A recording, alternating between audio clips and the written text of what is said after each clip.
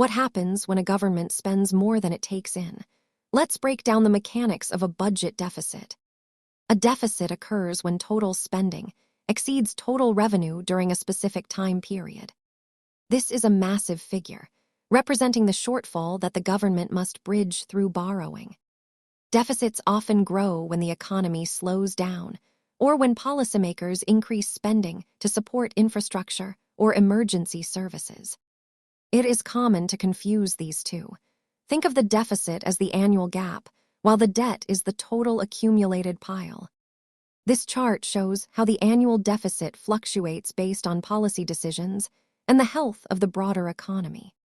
While this quote applies to personal finance, governments face similar challenges when balancing their own complex books. Understanding deficits helps you follow economic news more clearly. Thanks for watching and stay curious about how money moves.